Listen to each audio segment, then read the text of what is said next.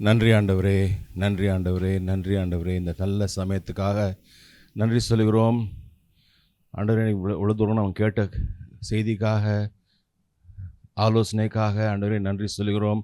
எங்களை ஒரு நோக்கத்தோடு கொண்டு வந்திருக்கீங்க, ஒரு பெரிய நோக்கத்தோடு. இந்த தேசத்தை பார்க்கும்போது ஆண்டவரே, தேசத்தினுடைய கஷ்டங்களை பார்க்கும்போது, விஷயங்களை பார்க்கும்போது ஆண்டவரே, உங்களுடைய மனசு எப்படி உடையுது, அந்த ஒரு மனசு எங்களுக்கு தேவை ஆண்டவரே. அந்த மனசு எங்களுக்கு தேவை.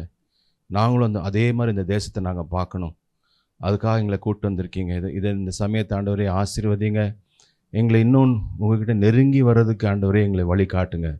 எங்களை முழுமையாக உங்களுடைய கையில் ஒப்பு கொடுக்குறோம். நன்றி சொல்கிறோம். இயேசு கிறிஸ்து நாமத்தில் ஜெபிக்கிறோம் நல்ல பிதாவே, ஆமேன்.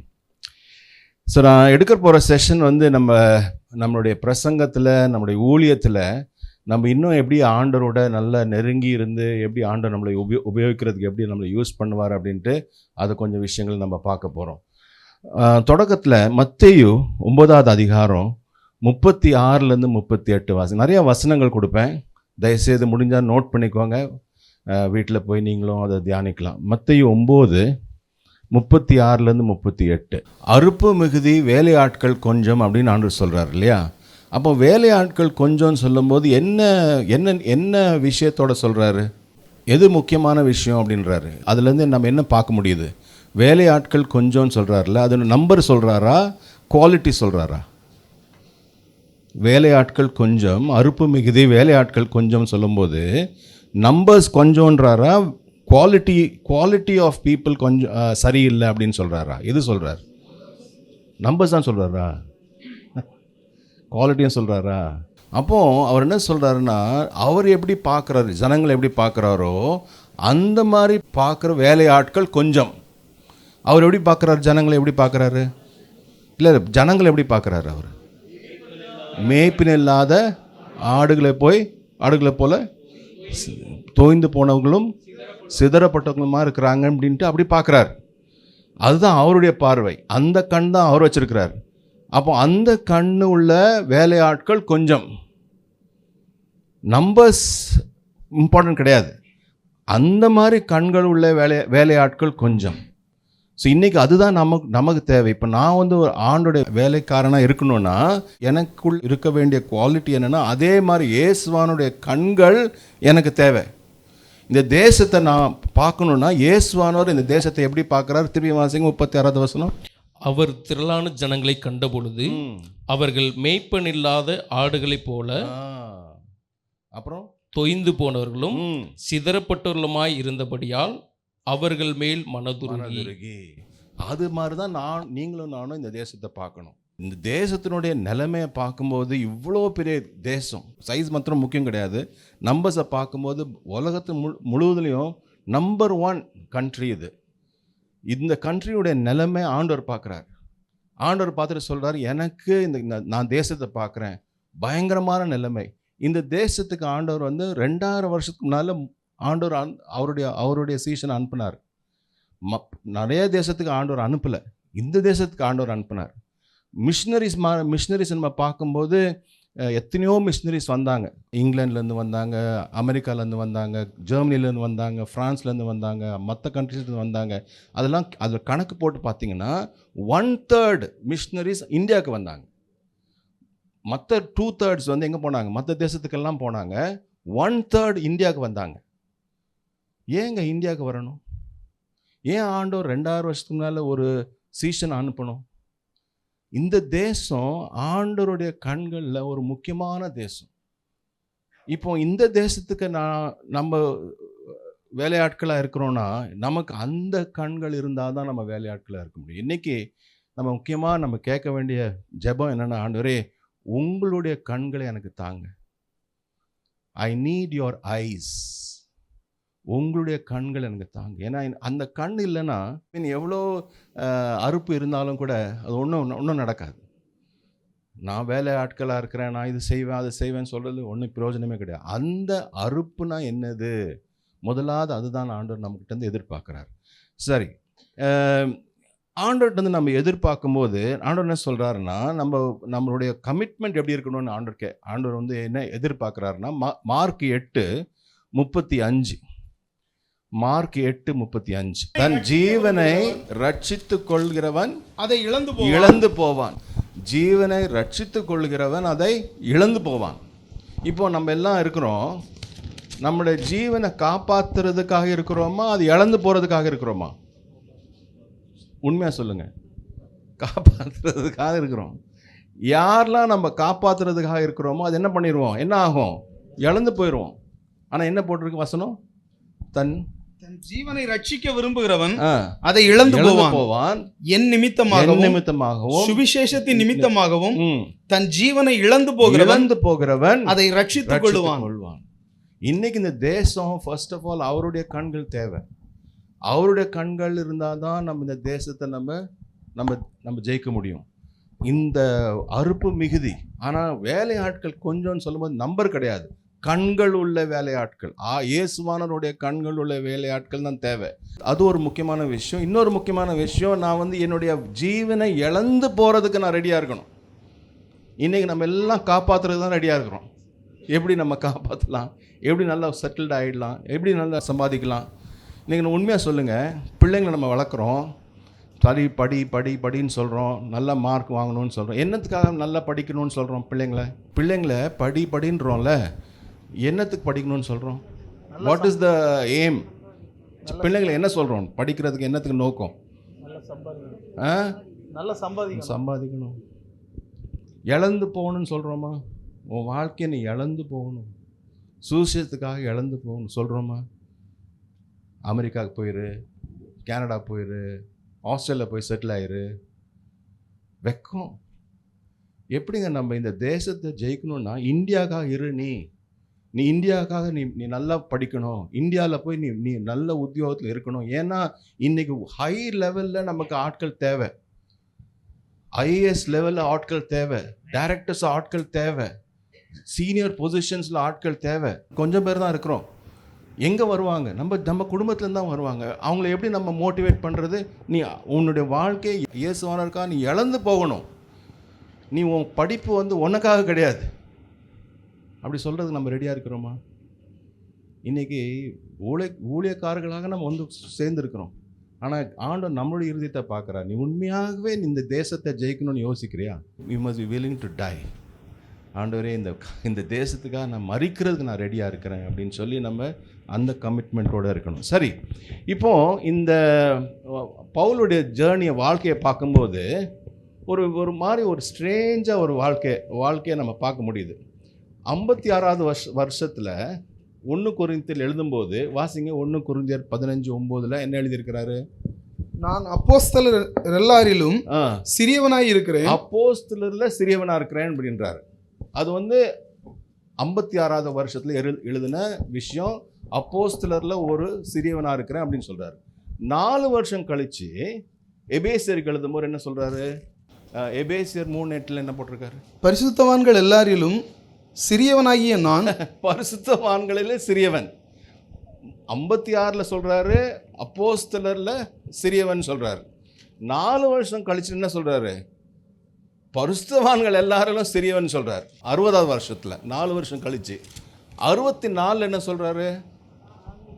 பாவிகளை ரட்சிக்க கிறிஸ்தேசு உலகத்தில் வந்தார் என்கிற வார்த்தை உண்மையும் எல்லா அங்கீகரிப்புக்கும் பாத்திரமானது. அவர்களில் பிரதான பாவி நான். பாஸ்ட் டென்ஸ்ல சொல்றாரா, பிரசன்ட் டென்ஸ்ல சொல்றாரா? கிராமர்ல அது பாஸ்ட் டென்ஸா பிரசன்ட் டென்ஸா? பிரசன்ட் டென்ஸ்ல சொல்றாரு. 64ல் சொல்றாரு. இது தப்பு இல்லை? முதல்ல சொல்லியிருக்கணும், பிரதான பாவி நான், ரட்சிக்க வந்தார், இயேசுவனை ரட்சித்தார் அப்படின்னு சொல்லிட்டு முதல்ல தொடங்கியிருக்கணும். கிராஜுவலாக அவருடைய ஸ்பிரிச்சுவாலிட்டியும் மெச்சூரிட்டியும் அவருடைய க்ரோத்தும் இன்க்ரீஸ் ஆகிட்டே வந்துட்டு 64ல் சொல்லியிருக்கணும், அப்போஸ்தலரில் ஒருத்தன் அப்படின்னு சொல்லியிருக்கணும். நான் சொல்கிறது எல்லாருக்கும் வழங்குதுல? இது ஏன் தப்பாக வருது? இந்த ஹோல் சீக்வன்ஸ் கரெக்ட் இல்லை. இது என்னமோ விஷயம் இங்கே தப்பாக தெரியுதா? இல்லாட்டி நான் தான் பார்க்குறேன்னா? ஏன் அப்படி கடைசி பிரதான பாவி நான் எப்படிங்க சொல்ல முடியும்? பவுல் நமக்கு ஒரு உதாரணம். பவுல் நமக்கு ஒரு ஒரு ஒரு எக்ஸாம்பிள். அவர் எல்லா விதத்துலையும் அவர் வந்து நமக்கு ஒரு வழியாக காட்டுறாரு. அவர் என் வாழ்க்கை மாதிரி நீ வாழணும், என்ன பின்பற்றணும் அப்படின்னு அவர் சொல்கிறாரு. இந்த மனுஷன் வந்து சொல்கிறாரு கடைசியில் வந்து பிரதான பாவி நான்ன்றாரு. ஏன் அப்படி சொல்கிறாரு? என்ன ஆயிடுச்சு அவருக்கு? ஸோ இன்னும் நம்ம நெருங்கி போக, ஆண்டோட நெருங்கி போகும்போது ஆண்டவர் என்ன பண்ணுவார்? நிறைய காட்டுவார். நிறையா காரியங்கள் நம்ம வாழ்க்கையில் ஆண்டவர் காட்டுவார். அப்போது நம்ம பிரசங்கியாராக இருக்கிறோம், நம்ம வந்து ஆண்டவருக்கு ஊழியம் செய்கிறோன்னு சொல்லும்போது முக்கியமான விஷயம் என்னென்னா, ஆண்டவர் என்னை மாற்றுங்க, இன்னும் என்னை மாற்றுங்க, எனக்குள்ள காரியங்களை காட்டுங்க. வாட் ஆர் த திங்ஸ், என் வாழ்க்கையில் என்ன காரியங்கள் இருக்குது, உங்களுக்கு பிரியமில்லாத காரியங்கள் என்ன ஆண்டவர் இருக்குதுன்னு காட்டுங்க அப்படின்னு நம்ம காட்டுறதுக்கு ஆண்டவர் நம்ம ஓப்பனாக இருக்கும்போது ஆண்டவர் நமக்கு காட்டுவார். வாசிங்க அந்த வசனம் வாசிங்க. 1 தீமோத்தேயு 1:15-16 வாசிங்க. பாவிகளை ரட்சிக்க கிறிஸ்து இயேசு உலகத்தில் வந்தார் என்கிற வார்த்தை உண்மையும் எல்லா அங்கீகரிப்புக்கும் பாத்திரமானது. அவர்களில் பிரதான பாவி நான் இப்படி மனுஷனா இருக்கிறேன், ஆனா அப்படி இருந்தும் சொல்லிட்டு 16வது வசனத்துக்கு வராரு. வாசிங்க 16வது வசனம். அப்படி இருந்தும் நித்திய ஜீவனை அடையும்படி இனிமேல் இயேசு கிறிஸ்துவினிடத்தில் விசுவாசமாய் இருப்பவர்களுக்கு திருஷ்டாந்தம் உண்டாகும் பொருட்டு பிரதான பாவியாகி என்னிடத்தில் அவர் எல்லா நீடிய பொறுமையையும் காண்பிக்கும்படிக்கு இரக்கம் பெற்றேன். அப்போ பிரதான பாவியா நான் இருக்கிறேன், ஆனா ஆண்டவர் வந்து என்னை விடலை, என்னை மாத்திக்கிட்டே இருக்கிறார், கண்டினியூஸாக மாற்றிக்கிட்டே இருக்கார். ஒவ்வொரு காரியத்திலையும் என்னை காட்டுறாரு. இதில் உன் பேச்சில் தவறு, உன்னுடைய யோசனையில் தவறு, உன்னுடைய ஆட்டிடியூடில் தவறு, உன்னுடைய ரிலேஷன்ஷிப்ஸில் தவறு, உன் டைம் மேனேஜ்மெண்ட் தவறு, உன்னுடைய மணி மேனேஜ்மெண்ட் தவறு, உன்னுடைய ஃபேமிலி லைஃப் சரியில்லை. ஆண்டவர் விதவிதமான காரியங்கள் ஒவ்வொரு நாளும் ஆண்டவர் காட்டுவார். நமக்கு எல்லாருக்கும் தெரியும், ஒவ்வொரு நாளும் காட்டுவார். அதை நம்ம என்ன செய்கிறோம்? அதை நம்ம சீரியஸாக எடுக்கிறோமா? ஆண்டவர்கிட்ட கேட்குறோமா? ஆண்டவரே இது நான் வந்து மற்றவங்க முன்னால் நிறைய பேர் சொல்லிடலாம், வேலண்டைன் பிரதர் வந்து பிரசங்கம் பண்ணாங்க, பைபிள் ஸ்டடி எடுத்தாங்க, அது முக்கியம் கிடையாது. ஆண்டவர் இந்த காரியத்தை உணர்த்தும் போது அதை நான் சீரியஸாக எடுத்து, ஆண்டவர் என்னை மாற்றுங்க, இந்த இடத்துல நான் மாறணும் அப்படின்னு நான் மாறும்போது ஆண்டவர் என்ன பண்ணுறார்? அவருடைய பொறுமையை காட்டுறார். ஹிஸ் லாங் சஃபரிங், அவருடைய பொறுமையை நம்ம மேலே காட்டுறார். அப்போ திருப்பியும் வாசிங்க பிரதர் அந்த 16வது வசனம். அப்படி இருந்தும் நித்திய ஜீவனை அடையும்படி இனிமேல் இயேசு கிறிஸ்துவினிடத்தில் விசுவாசமா இருப்பவர்களுக்கு திருஷ்டாந்தம் உண்டாகும் பொருட்டு, இயேசுவானவர் மேல விசுவாசம் வைக்கிறவர்களுக்கு நான் ஒரு திருஷ்டாந்தமா இருக்கணும், நான் ஒரு உதாரணமா இருக்கணும். அதுக்காக ஆண்டவர் என்னை மாத்திட்டு இருக்கிறார். அப்போ என்னுடைய இவாஞ்சலிசமோ, என்னுடைய மினிஸ்ட்ரியோ, என்னுடைய ஊழியமோ, நான் செய்யற பெரிய பிரசங்கம் இல்லை, என் வாழ்க்கை. யூ ஆர் த மெசேஜ் வந்து ஒரு தியரி கிடையாது, ஒரு பைபிள் ஸ்டடி கிடையாது, நீங்களும் நானும் தான் மெசேஜ். அப்போ ஆண்டவர் என்ன பண்ணுறாரு? நம்மளை வந்து ரெண்டு விதமாக யூஸ் பண்ணுவார். ஒன்று வந்து உங்கள் வாழ்க்கை ஒரு ஸ்டெப்பிங் ஸ்டோனாக இருக்கலாம், இல்லாட்டினா என்னவா இருக்கும்? ஸ்டம்பிளிங் பிளாக் என்னவா இருக்கும்? ஒரு தடுங்கல், ஒரு ஒரு ஒரு ஹிண்ட்ரன்ஸ். நம்ம வாழ்க்கை மூலமாக அநேகர் விழுந்துருவாங்க. இதுதான் 2 ஆப்ஷன் தான் இருக்குது நமக்கு வாழ்க்கைக்கு. ஒன்று வந்து என்னுடைய வாழ்க்கை ஒரு ஸ்டெப்பிங் ஸ்டோனாக இருக்கலாம், இன்னொன்று ஒரு ஸ்டம்பிளிங் பிளாக் ஆயிரும்.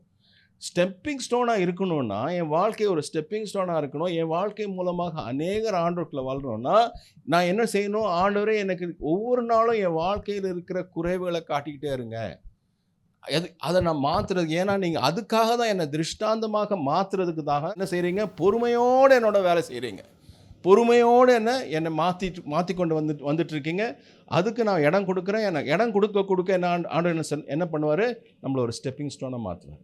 ஸ்டெப்பிங் ஸ்டோனாக இல்லைன்னா என்ன ஆயிரும்? அடுத்த சைடில் போயிடும். இது 2 ஆப்ஷன் தான் நமக்கு. இது ஞாபகம் வச்சுக்கணும். நம்ம வாழ்க்கையில் 2 ஆப்ஷன் தான். Either your life is a stepping stone, if it is not a stepping stone it will be a stumbling black.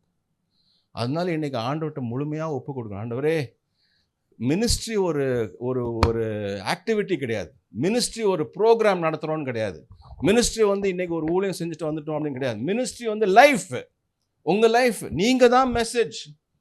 You are the message. You are not just the messenger, you are the message of the gospel. சுவிசேஷம் நீங்கள் தான், நீங்களும் நானும் தான் message. என் வாழ்க்கை ஆண்டவர் வந்து use பண்ணிக்கிட்டே இருப்பார். அது எப்படி யூஸ் பண்ணால் நமக்கு தெரியாது. ஒரு நாள் நம்ம திரும்பி பார்ப்போம், அப்போ தெரிய வரும், ஆண்டவரே எப்படி என்னை யூஸ் பண்ணீங்க, ஏன்னா என் வாழ்க்கையின் மூலமாக அநேக காரியங்கள் ஆண்டவரானது மாற்றிக்கொண்டே வருவார். அந்த மாற்றிக்கொண்டு வந்துட்டு இருக்கும்போது நம்ம ஆண்டவர்கிட்ட எவ்வளோ தூரம் நம்ம ஒப்பு கொடுக்குறோமோ நம்ம வாழ்க்கை என்ன ஆகும்? ஸ்டெப்பிங் ஸ்டோனாக இருக்கும். இதை நான் மறந்துட்டு என்ன பண்ணிடுறேன், என் வாழ்க்கையை நான் வந்து ஒரு ஆக்டிவிட்டியாக மாற்றிடுறேன், ஒரு ப்ரோக்ராமை மாற்றிடுறேன். இந்த ப்ரோக்ராம் நடத்தணும், அந்த ப்ரோக்ராம் நடத்தணும், அங்கே போய் பேசணும், இங்கே போய் பேசணும் அப்படின்னு சொல்லி அப்படியே யோசிக்கும் போது என்ன ஆயிரும்? My life will become a hindrance. So இந்த விஷயத்தை நம்ம ரொம்ப முக்கியமாக நம்ம வாழ்க்கையில் கொண்டு வரணும். யாருக்காவது ஏதாவது கேள்வி இருக்கா? ஏன்னா இதை நம்ம ரெஜிஸ்டர் பண்ணல, நம்ம வாழ்க்கையில் ரெஜிஸ்டர் பண்ணனா அநேகருடைய வாழ்க்கை நம்ம வந்து மற்றவங்களுக்கு ஒரு ஹிண்ட்ரன்ஸாக மாறிடும், ஒரு தடுங்கலாக மாறிடும், இடரல். கரெக்ட். Any questions anybody? ஏன்னா இந்த இந்த இந்த விஷயம் நமக்கு ஃபுல்லாக பதிஞ்சிடணும். ஏன்னா இதில் தான் ஆண்டவர் நம்மளை ஒரு கருவியாக ஆண்டவர் யூஸ் பண்ணுவார். சரி, இப்போ ஆண்டவர் என்னை மாற்றணும், ஆண்டவர் என்னை மாற்றி அவருடைய காரியத்துக்கு யூஸ் பண்ணணும் அப்படின்னு யோசிக்கும்போது என்ன உதாரணத்தை நம்ம யோசிக்கலாம்? பைபிளில் யோசிக்கும் போது வாசிங்க, ஆதியாகமம் 22வது அதிகாரம் 18வது வசனத்தை வாசிக்கலாம். நீ என் சொல்லுக்கு கீழ்ப்படிந்தபடியினால் உன் சந்ததிக்குள் பூமியில் உள்ள சகல ஜாதிகளும் ஆசீர்வதிக்கப்படும் என்றும் என் பேரில் ஆணையிட்டேன் என்று கர்த்தர் சொல்லுகிறார் என்றார். பாருங்க, அவருடைய வாழ்க்கை ஆண்டவருக்கு ஒப்பு கொடுத்து ஆண்டோடைய வார்த்தை கீழ்ப்படிஞ்சு வாழ்ந்ததுனால ஆண்டவர் சொல்றாரு, உன்னை இந்த மாதிரி ஆசீர்வதிக்கிறேன் அப்படின்னு சொல்றாரு. திருப்பி வாசிங்க பிரதர், ஆதியாகமம் 22:18. நீ என் சொல்லுக்கு கீழ்ப்படிந்தபடியினால் உன் சந்ததிக்குள் பூமியில் உள்ள சகல ஜாதிகளும் ஆசீர்வதிக்கப்படும் என்றும் என் பேரில் ஆணையிட்டேன் என்று கர்த்தர் சொல்லுகிறார் என்றார். பாருங்களேன், அந்த சமயத்தில் எத்தனை 4000 வருஷத்துக்கு மேலே கொடுத்த இந்த வாக்குத்தத்தம் இன்னைக்கு நம்ம இந்த இடத்துல உட்காந்துருக்கோம். இந்த இடத்துல உட்காந்துருக்கிறோன்னா அந்த சமயத்தில் ஆண்டவர் கொடுத்த வாக்குத்தத்தை ஆண்டவர் என்ன பண்ணுறாரு? நிறைவேற்றார். ஆபிரகாமுக்கு அப்போ கொடுத்தாரு வாக்குத்தத்தம், பூமியில் உள்ள சகல ஜாதியும் நீ என் வார்த்தையை கீழ்ப்படிஞ்சதுனால ஆபிரகாம் உன்னை ஆசீர்வதிப்பேன், உன் மூலமாக பூமியில் உள்ள சகல ஜாதிகளும் ஆசீர்வதிக்கப்படும். நம்ம அதுதான் நம்ம அனுபவிச்சுட்டு இருக்கோம். ஏன்னா ஒரு மனுஷன் என்ன பண்ணாரு? ஆண்டோட வார்த்தையை கீழ்ப்படிஞ்சார். அதே மாதிரி தான் ஆண்டவர் ஊழியம் செய்வார். ஆண்டவர் சொல்வார், நான் செய்கிற காரியம் உனக்கு வழங்கவே வழங்காது. வாசிங்க 1 கொரிந்தியர் 2:9. 1 கொரிந்தியர் 2:9. கண் காணவும் இல்லை, காது கேட்கவும் இல்லை, தோன்றவும் இல்லை. அவ்வளோ பெருசு. அதனால நம்ம செய்கிற ஊழியம், அதனுடைய விளைவு, அதனுடைய அறுப்பு நம்ம கூட பார்க்க மாட்டோம். ஆண்டவர் அவ்வளோ பெரிய காரியத்தை செய்வார். ஆண்டவர் என்ன எதிர்பார்க்குறாரு? உன் வாழ்க்கை ஒரு ஸ்டெப்பிங் ஸ்டோனாக எப்போவுமே இருந்துக்கிட்டே இருக்கணும். அந்த ஸ்டெப்பிங் ஸ்டோனை விட்டுறாத. அங்கே இருந்தால் உன் மினிஸ்ட்ரி நடக்கும், அங்கே தான் உன்னுடைய பெரிய காரியத்தை நான் செய்ய முடியும் அப்படின்னு சொல்லிட்டு ஆண்டவர் நமக்கு அது எப்பொழுதும் நமக்கு உணர்த்திக்கிட்டே இருக்கிறார். ஸோ இதை நம்ம வழங்கணும். ஸோ இந்த கதையை நம்ம பார்க்கலாம். ஆதியாகமம் 22 அதிகாரம் ஆண்டவர் எப்படி ஆபிரகாமுடைய வாழ்க்கையில் எப்படி இந்த பிரின்சிபலை, இந்த விஷயத்தை எப்படி காட்டி கொடுத்தாரு, எப்படி சொல்லி கொடுத்தாரு அப்படின்ட்டு பார்க்கலாம். சரியா? ஸோ ஆதியாகமம் 22:1-2 என்ன ஆபிரகாமுடைய வாழ்க்கையில் ஆண்டவர் என்ன எதிர்பார்த்தாரு? ஆதியாகமம் 22:1-2. இந்த காரியங்கள் நடந்த பின்பு தேவன் ஆபிரகாமை சோதித்தார். எப்படியெனில் அவர் அவனை நோக்கி ஆபிரகாமே என்றார். அவன் இதோ அடியேன் என்றான். அப்பொழுது அவர், உன் புத்திரனும் உன் ஏகசுதனும் உன் நேசகுமாரனுமாகிய ஈசாக்கை நீ இப்பொழுது அழைத்து கொண்டு மோரியா தேசத்துக்கு போய் அங்கே நான் உனக்கு குறிக்கும் மலைகள் ஒன்றின் மேல் அவனை தகன பலியாக பலியிடு என்றார். இது ஆண்டவர் கொடுத்த எப்படி தொடங்குது வசனம்? எப்படி தொடங்குது? ஆண்டவர் என்ன பண்ணார்? ஆபிரகாமுக்கு சோதித்தார். ஒரு சோதனை, டெஸ்ட். இது ஆண்டவர் சோதித்தார். இப்போ இந்த சோதனை இதை நீங்கள் ஒரு கிரடேஷனில் போட்டிங்கன்னா இது ஈஸி கிரேடில் போடுவீங்களா, மீடியம் லெவலில் போடுவீங்களா, ரொம்ப ஹை லெவலில் போடுவீங்களா? என்ன லெவலில் போடுவீங்க இந்த டெஸ்ட்டு? ரொம்ப ஹை லெவல், ரொம்ப டிஃபிகல்ட் டெஸ்ட்டில். இப்போது நீங்கள் அந்த இடத்துல இருந்திருந்தீங்கன்னா, ஆபிரகாமுடைய இடத்துல நீங்கள் இருந்திருந்தீங்கன்னா நீங்கள் என்ன செஞ்சுருப்பீங்க? கொஞ்சம் உண்மையாக சொல்லுங்கள். என்ன செஞ்சுருப்பீங்க? கொஸ்டின் பண்ணியிருப்பீங்க. அப்புறம் கீழ்ப்படிஞ்சிருப்பீங்களா?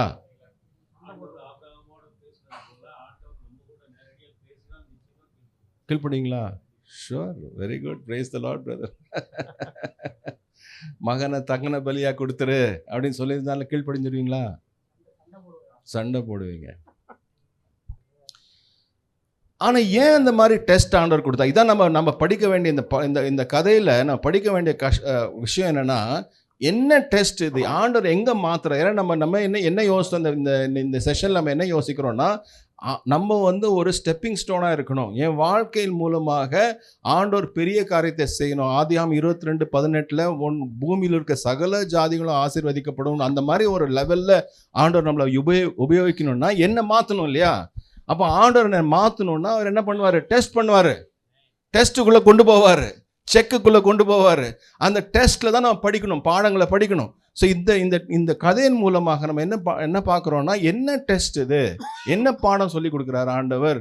இந்த ஆபிரகாமுடைய கதையில் நம்ம என்ன பார்க்க முடியுதுன்னு அதை தான் நம்ம கவனிக்கிறோம். ஸோ இந்த டெஸ்ட்டில் அந்த 2 வசனம் திருப்பி வாசிங்க. ஆதியாகமம் 22:1-2. இந்த காரியங்கள் நடந்த பின்பு தேவன் ஆபிரகாமை சோதித்தார். எப்படி எனில் அவர் அவனை நோக்கி ஆபிரகாமே என்றார். அவன் இதோ அடியேன் என்றான். அப்பொழுது அவர் உன் புத்திரனும் உன் ஏகசுதனும் உன் நேசகுமாரனுமாகிய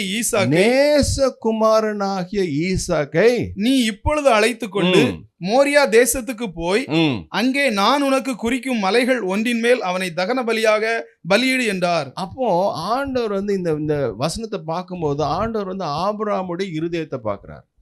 ஆபிரகாமுடைய இருதயத்தை பார்க்கும்போது அவர் என்ன பார்க்கிறாரு? இவன் உன்னுடைய நேசகுமாரன். இவனை மேல உன் மனசு இவன் மேல அவ்வளோ ஒரு பாசம், ஒரு ஆசை, ஒரு அன்பு, ஒரு க்ளோஸ்னஸ், ஒரு அஃபெக்ஷன் டீப்பாக இருக்குது. ஆண்டவர் பார்க்குறார். ஆண்டவர் என்ன பண்ணுறார்? கரெக்ட் பண்ணுறார். நம்ம கேட்போம், அதில் என்ன ஆண்டவர்? நம்ம ஒருவேளை அந்த இந்த ஹோல் சிச்சுவேஷனை பார்க்கும்போது நம்ம ஒருவேளை கேட்கலாம், ஆண்டவர் ஏன் அதில் என்ன தப்பா? அவன் மேலே ஆபிரகாமுக்கு அஃபெக்ஷன் இருந்ததுன்னா அதில் தப்பா? எனக்கு என் குடும்பம் மேலே அஃபெக்ஷன் இருந்தால் தப்பா? எனக்கு என் பிள்ளைங்க மேலே அஃபெக்ஷன் இருந்தால் தப்பா? ஆண்டவர் கேட்பாரு, கரெக்ட். இதுதான் டெஸ்ட். இங்கெல்லாம் நம்ம யோசிப்போம், இதெல்லாம் தப்பே இல்லையே, நான் இவ்வளோ ஊழியம் செய்கிறேனே, நான் இது செய்கிறேனே, அது செய்கிறேனே. ஆனால் ஆண்டவர் என்ன பண்ணுவார்? டீப் லெவலில் நம்மளை ஆராய்ந்து பார்ப்பார். ரொம்ப ஆழமான லெவலில் பார்ப்பார். எங்கே நம்ம ஆண்டவர்கிட்ட கொஞ்சம் விளங்கிட்டோம், ஆண்டவருக்கு முதல் இடம் கொடுக்காம என்ன பண்ணிட்டோம்? Something else. ஒருவேளை நம்முடைய காசாக இருக்கலாம், ஒருவேளை நம்முடைய ப்ராப்பர்ட்டியாக இருக்கலாம், ஒருவேளை நம்ம பிஸ்னஸாக இருக்கலாம், ஒருவேளை சம்திங் எல்ஸ். நம்ம கொஞ்சம் ஆயிடுச்சு, ஆண்டவரும் வேணும், இதுவும் வேணும். ஆண்டவர் பார்த்துருவார். நீ ஊழியம் செய்வாரியா? நான் இதை டெஸ்ட் பண்ணுவேன், இதை செக் பண்ணுவேன், இதை மாற்றுவேன். நமக்கு இதெல்லாம் இஷ்டம் கிடையாது. ஆண்டவர் இவ்வளோ ஊழியம் செய்கிறேன்னு ஆண்டவர் அதை பாருங்களேன். இல்லை அது நான் பார்க்க மாட்டேன்பா. இந்த இருதயத்தில் நீ கொஞ்சம் கொஞ்சம் விலகிட்ட. சரி, ஆண்டவர் சொல்ல நீ தகன பலியாக கொடுத்துருன்றார். ஆபிரகாம் நமக்கு அந்த கதை நல்லா தெரியும். உடனே அவர் கிளம்பி போகிறார். சரியா? இப்போ 5வது வசனத்துக்கு வாங்க. ஆதியாகமம் 22:5. அப்பொழுது ஆபிரகாம் தன் வேலைக்காரரை நோக்கி, நீங்கள் கழுதையை நிறுத்தி இங்கே காத்திருங்கள், நானும் பிள்ளையாண்டானும் அவ்விடம் மட்டும் போய் தொழுது கொண்டு உங்களிடத்துக்கு திரும்பி வருவோம் என்றான். நீங்க 2 பேரும் இங்க இருங்கப்பா. வேலையாட்களுக்கு சொல்றாரு, நீங்க 2 பேரும் இந்த கழுதையோட நீங்க இருங்க, நானும் என்ன பண்ணுவோம், நானும் மகனும் மேலே போகிறோம், மலைக்கு போயிட்டு அங்கே ஆண்டவருக்கு ஆராதனை பண்ணிட்டு நான் திரும்பி வருவேன் அப்படின்னு சொன்னாரா? சிங்குலரில் சொல்கிறாரா, ப்ளூரலில் சொல்கிறார்? அது தப்பு இல்லை. தகன பலி பண்ணுறது தானே போகிறாரு மேலே. அங்கே போனால் போயிட்டு அவனை தகன பலி கொடுத்துட்டு தனியாக தானே திருப்பி வரணும். 2 வேலையாட்கள் என்ன சொல்லியிருக்கணும்? நாங்கள் 2 பேரும் போகிறோம்பா, நாங்கள் போய் அங்கே போய் ஆராதனை பண்ணிவிட்டு நான் வருவேன் அப்படி சொல்லி எப்படி சொல்கிறாரு? அது எப்படி சொல்ல முடியும்? He believes. யாருடைய ப்ராமிஸ்? கர்த்தருடைய ப்ராமிஸ். யாரோ அவங்க சொன்னாங்க. தெரியாது, ஈசாக்குங்க தெரியாது, யாருக்கும் தெரியாது. சும்மா சொல்றாரா? சும்மா ஒரு கதை விடுறாரு. ஏன் மகனை என்ன பண்றீங்க? அதெல்லாம் யாராவது நிறுத்திருப்பாங்க. அதனால சும்மா சும்மா மழுப்புறாரு. மழுப்பலையா? மழுப்புல பாருங்களேன் எப்படிலாம் நம்ம இன்டர்பிரேட் பண்ண. வசனம் தான். அவருக்கு தெரியும், நல்லா தெரியும். 2 பேரும் வருவோம், கட்டாயம் வருவோம். ஏன் வருவோம் சொல்றாரு? ஆண்டவருடைய வாக்குத்தத்தம். வாசிங்க எபிரேயர், அது எங்க இருக்குன்னா எபிரேயர் 17. ஓகே, வாசிங்க பாருங்க. மரித்தோரிலிருந்து எழுப்ப தேவன் வல்லவராயிருக்கிறார் என்று. மரித்தோர்லேருந்து எழுப்புறதுக்கு தேவன் வல்லவராயிருக்கிறார். அந்த விசுவாசம், அவ்வளோ விசுவாசம் இருந்தது. ஆண்டவருடைய வாக்குத்தத்தம் ஒரு நாளும் மாறாது. பாருங்க, ஆபிரகாமுக்கு யாரும் முன்னால் எக்ஸாம்பிள் கிடையாது. நமக்கு எத்தனையோ எக்ஸாம்பிள் இருக்கு. நீங்க எனக்கு எக்ஸாம்பிளா இருக்கீங்க, நான் உங்களுக்கு எக்ஸாம்பிளா இருக்கிறேன். நம்ம ஒருத்தருக்கு நம்ம எக்ஸாம்பிளா இருக்கிறோம். நம்ம எக்ஸாம்பிள் இருக்கிறதுனால நம்ம பாடங்களை படிக்கிறோம். பிரதர் கஷ்டத்துல இருந்தாங்க, அவங்க எப்படி ஆண்டவரோட நடந்தாங்க அப்படின்னு நம்ம என்கரேஜ் ஆயிடுறோம். அப்படின்னா நம்மளால ஆண்டவரோட நடக்க முடியுது. ஆபிரகாமுக்கு யாருமே சப்போர்ட் கிடையாது, யாரும் எக்ஸாம்பிள் கிடையாது, யாரும் சர்ச் கிடையாது, யாரும் உதாரணத்துக்கு யாருமே கிடையாது. இந்த மனுஷனுடைய விசுவாசத்தை பாருங்க.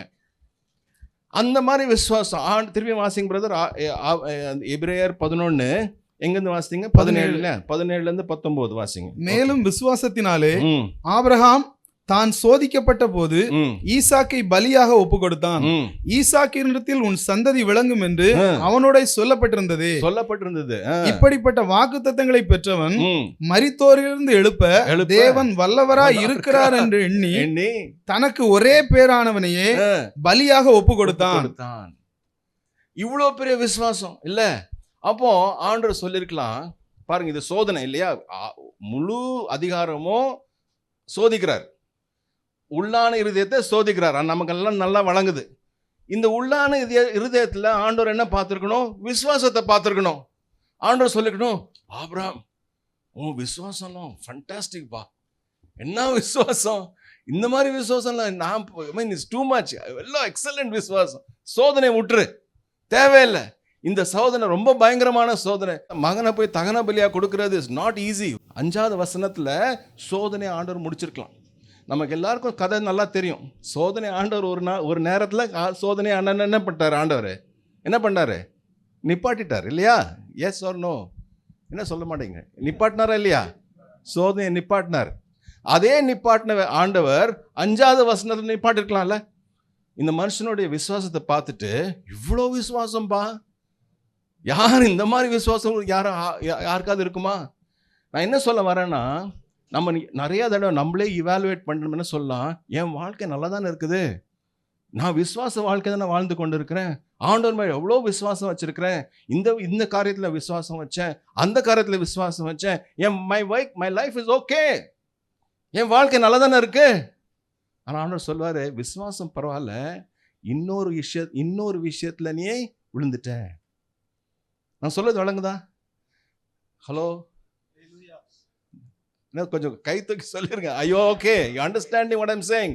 நிறைய தடவை நம்ம சொந்த வாழ்க்கையை இவாலுவேட் பண்ணும்போது நம்ம மினிஸ்ட்ரி நல்லா தானே ஓடுது, என் வாழ்க்கை நல்லா தானே இருக்கு, என் விசுவாச வாழ்க்கை நல்லா தானே இருக்கு. ஆண்டவர் சொல்வார், அது கரெக்ட் தான், உன் விசுவாச வாழ்க்கை நல்லா தான் இருக்கு, ஆனால் இன்னொரு இடத்துல நீ சரியில்லை. இன்னைக்கு ஆண்டவர்கிட்ட முழுமையான ஒப்பு கொடுத்தல், டோட்டல் சரண்டர். ஆண்டவரே, எல்லா இஷ்யூஸ். நிறைய பேர் என்ன சொல்லுவாங்க, வேலண்டைன் இப்படி இருக்கிறாரு அப்படி இருக்கிறான்னு சொல்லிடுவாங்க. ஆனால் ஆண்டவர் பார்க்குறது விஷயம் வேற. ஆண்டவர் ஒவ்வொரு காரியத்தையும் ஆராய்ந்து பார்ப்பார், அவர் சோதித்து பார்ப்பார். என்ன விஷயம் வச்சிருக்க, உன்னுடைய உள்ளான நோக்கங்கள் என்ன நோக்கத்தோட நீ என்ன செய்கிற, உன்னுடைய மோட்டிவ்ஸ் என்ன ஆண்டவர் பார்ப்பார். சரி, 5வது வசனம் இந்த விஷயம் நடந்தது. இப்போ வாங்க இந்த கதையில் நெக்ஸ்ட் ஸ்டெப் போகலாம். 7வது 8வது வசனம், ஆதியாகமம் 22:7-8. அப்பொழுது ஈசாக்கு தன் தகப்பனாகிய ஆபிரகாமை நோக்கி, என் தகப்பனே என்றான். அதற்கு அவன், என் மகனே, இதோ இருக்கிறேன் என்றான். அப்பொழுது அவன், இதோ நெருப்பும் கட்டையும் இருக்கிறது, தகன பலிக்கு ஆட்டுக்குட்டி எங்கே என்றான். அதற்கு ஆபிரகாம், என் மகனே, தேவன் தமக்கு தகன பலிக்கான ஆட்டுக்குட்டியை பார்த்து கொள்வார் என்றான். அப்புறம் இருவரும் கூடி போனாங்க இல்லையா? இப்போ பாருங்க, ரெண்டாவது இந்த கதையில் இன்னொரு பெரிய ஒரு விஷயம் நடக்குது. இவங்க 2 பேரும் மலையில் ஏறி போகிறாங்க. மகனுடைய தோள் மேலே கட்டை இருக்கு. மகன் தோள் மேலே, ஈசாக்கு தோள் மேலே கட்டை இருக்கு. அப்போனா ஈசாக்கு ஒரு சின்ன பையன் கிடையாது, நல்ல ஒரு வாலிபன். அவன் பாடியில் நல்ல ஸ்ட்ரென்த் இருக்குது. அப்போ தான் ஒரு மலையில் ஏற முடியும். அது கூட கட்டையை தூக்கிட்டு மலை ஏறணும்னா he must be quite strong, நல்ல யங் மேன். அப்போ இந்த தம்பி அப்பாவோட போகிறான். போகும்போது அப்பா கிட்ட ஒரு சிம்பிள் கேள்வி கேட்குறான். என்ன கேள்வி கேட்குறான்? கட்டை இருக்குது, நெருப்பு இருக்கு, கத்தி இருக்குது, ஆட்டுக்குட்டி. நீங்கள் கொஞ்சம் யோசிச்சு பாருங்க. நீங்கள் தான் ஃபாதர்னு வச்சுக்கோங்க. நீங்கள் போகிறீங்க மேலே மலைக்கு மேலே. உங்களுக்கு தெரியும் என்ன பண்ண போகிறீங்கன்ட்டு. இந்த பையனை தகன பலியாக கொடுக்க போகிறீங்க. பையனுக்கு தெரியாது. இந்த மாதிரி பையன் கேள்வி கேட்டால் என்ன செஞ்சுருப்பீங்க? அழுது உடஞ்சிருப்போம் கம்ப்ளீட்டாக. ஏன்னா பொய் சொல்லக்கூடாது, மழுப்பக்கூடாது. பிரதர், மழுப்பக்கூடாது, உண்மையை சொல்லணும்ல. என்ன சொல்லியிருப்பீங்க? என்ன பதில் கொடுக்குற சொல்லுங்க, வாசிங்க பார்க்கலாம். என்ன பதில் கொடுக்குற தம்பிக்கிட்ட? அதற்கு ஆபிரகாம், என் மகனே, தேவன் தமக்கு தகன பலிக்கான தகன பலியாக ஆட்டுக்குட்டியை பார்த்து கொள்வார் என்றான். இந்த வசனம் கொஞ்சம் நம்ம தெளிவாக கொஞ்சம் கவனிக்கணும். ஏன்னா நிறைய பேர் என்ன பண்ணிட்டாங்க, இன்டர்பிரேட் பண்றது போது என்ன சொல்லிட்டாங்க, இது God is a provider, Jehovah Jireh, அதான் அர்த்தம் அப்படின்னு சொல்லிட்டாங்க. அது அர்த்தம் கிடையாது. கொஞ்சம் கேர்ஃபுல்லா வாசிங்க, திருப்பி வாசிங்க. அதற்கு ஆபிரகாம், என் மகனே, தேவன் தமக்கு தகன பலிக்கான தேவையான தகன பலி, தமக்கு ஆண்டவருக்கு ஒரு தகன பலி தேவை. ஆண்டவருடைய நியாயம், ஆண்டவருடைய நீதி, ஆண்டவருடைய உண்மை, ஆண்டவருடைய சத்தியத்தை நிறைவேற்றுறதுக்கு ஒரு தகன பலி தேவை. அந்த தகன பலிக்கு ஆட்டுக்குட்டி. அப்பனா என்ன சொல்றாரு ஆபிரகாம்? என்ன சொல்லிட்டு இருக்காரு அந்த சமயத்துல? திருப்பியும் வாசிங்க பிரதர். அதற்கு ஆபிரகாம், என் மகனே, தேவன் தமக்கு தகன பலிக்கான தேவையான தகன பலியை, ஆட்டுக்குட்டியை பார்த்து கொள்வார். அப்ப என்ன சொல்றாரு? ஆண்டவருடைய நீதி நிறைவேறணும், நியாயம் நிறைவேறணும், உண்மை நிறைவேறணும், சத்தியம் நிறைவேறணும். அதுக்கு வேண்டிய தகன பலி, அது நிறைவேற்றுறதுக்கு ஒரு தகன பலி தேவை. அந்த ஆட்டுக்குட்டி ஆண்டவர் பார்த்து கொள்வான்னு சொல்லும் போது என்ன சொல்றாரு ஆபிரகாம்? ஆக்சுவலா யாரை பற்றி சொல்லிட்டு இருக்காரு? இயேசு கிறிஸ்து பற்றி சொல்லிட்டு. தியாலஜி, டாக்ட்ரின், இது heavy doctrine. It's a doctrine of righteousness, God's holiness, God's character, God's righteousness, God's justice, God's truth நிறைவேறணும். அதை தள்ளி வைக்க முடியாது. மனுஷன் எங்க போனாலும் ஆண்டவருடைய ரைச்சஸ்னஸும், ஆண்டவருடைய ட்ரூத்தும், ஆண்டவருடைய ஜஸ்டிஸும் நிறைவேறி தான் ஆகணும். அதுக்கு தேவையான தகன பலி தேவை. there is a lamb that has to be slain. இந்த பையன் கேட்ட கேள்விக்கு பதில் கிடையாது. அது கொடுத்த பதில் என்ன, எத்தனை வருஷத்துக்கு அப்புறம், 2000 வருஷத்துக்கு, 1500 வருஷத்துக்கு அப்புறம் நிறைவேற போகிற கரையத்தை பற்றி அப்போ சொல்றாரு. அப்போ ஆண்டவர் இதெல்லாம் கேட்கும்போது ஆண்டவர் சொல்லிக்கணும், ஆபிரகாம் உன்னுடைய விசுவாசம் எவ்வளோ பெருசுப்பா. அது கூட இல்லை, ரெண்டாவது உன்னுடைய அண்டர்ஸ்டாண்டிங், உன்னுடைய ரெவலேஷன் என்ன பார்க்குற, என்னுடைய காரியத்தை நீ பார்த்துட்ட. 1500 வருஷத்துக்கு முன்னாலேயே ஏன் நான் செய்ய போற காரியத்தை நீ ஆல்ரெடி பார்த்துட்ட. நீ ஆர் டூ குட் ஏப்ரஹாம், நிறுத்திரு, சோதனை தேவையில்லை. 5வது வசனத்துல சோதனை நிப்பாட்டல, 8வது வசனத்துல 7வது 8வது வசனத்துல சோதனை நிப்பாட்டு. ரெண்டு இடத்துலயும் சோதனை ஆண்டவர் நிப்பாட்டி இருக்கலாம். ஆண்டவர் சொல்லிக்கலாம், ஆபிரகாம் நீ ரொம்ப நல்லவன்பா, உன் மினிஸ்ட்ரி ரொம்ப நல்லா இருக்கு. ஏன்னா நம்ம எல்லாரும் சொல்லுவோம், நான் மினிஸ்ட்ரி செய்கிறேன். ஆண்டவர் சொல்லி, நல்லா மினிஸ்ட்ரி செய்கிற, உன்னுடைய தியாலஜி ரொம்ப நல்லா இருக்கு, உன் டாக்டரின் கரெக்டாக இருக்கு, உன்னுடைய விசுவாசம் நல்லா இருக்கு. ஆனால் தேர் இஸ் அ ப்ராப்ளம். அந்த இடத்த நான் கரெக்ட் பண்ணுவேன். அந்த கரெக்ட் பண்ணாதான் நீங்களும் நானும் ஒரு ஸ்டெப்பிங் ஸ்டோனாக இருக்க முடியும். அந்த கரெக்ட் பண்ணலன்னா நான் என்ன ஆயிடுவேன், ஒரு இடரல் கல் ஆயிடுவேன். இது நம்ம உணரணும். இன்னைக்கு மினிஸ்ட்ரியில் வரும்போது ஆண்டவரே, இது ஒரு ஜோக் இல்லை. மினிஸ்ட்ரி ஒரு ஜோக் கிடையாது. Ministry serious business with God. ஏன்னா நீங்கள் எல்லா காரியத்தையும் நல்லா சோதித்து ஆராய்ந்து பார்ப்பீங்க. ஓகே, சரி, அது 7, 8 இல்லையா? நம்ம இப்போ நெக்ஸ்ட் வரலாம். 10-12.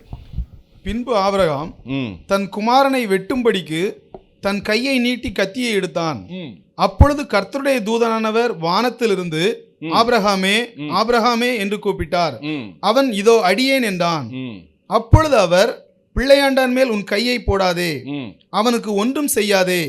நீ அவனை உன் புத்திரன் என்றும் உன் ஏக சுதன் என்றும் பாராமல் எனக்காக ஒப்பு கொடுத்தபடியினால் நீ தேவனுக்கு பயப்படுகிறவன் என்று இப்பொழுது அறிந்திருக்கிறேன் என்றார். சரி, 5வது வசனத்தில் சோதனை நிப்பாட்டில், 7வது 8வது வசனத்தில் சோதனை நிப்பாட்டில் அவர் அந்த டெஸ்ட், அவருடைய கேரக்டரில் நம்ம பார்த்துக்கிட்டே வரோம். ஆபிரகாமுடைய கேரக்டர் எவ்வளோ அவ்வளோ டீப் லெவலில் ஆண்டவருடைய நடந்து கொண்டு வந்துட்டு இருக்காரு.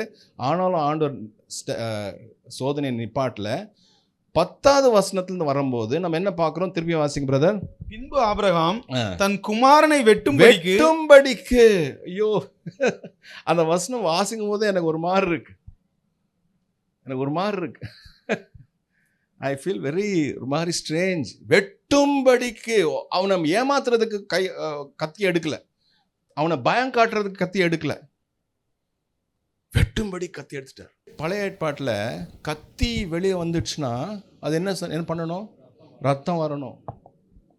கத்தி வெளியே வந்துடுச்சு, வெட்டும்படிக்கு கத்தி எடுத்துட்டார். அப்புறம் வாசிங்க. தன் கையை நீட்டி கத்தியை எடுத்தான்.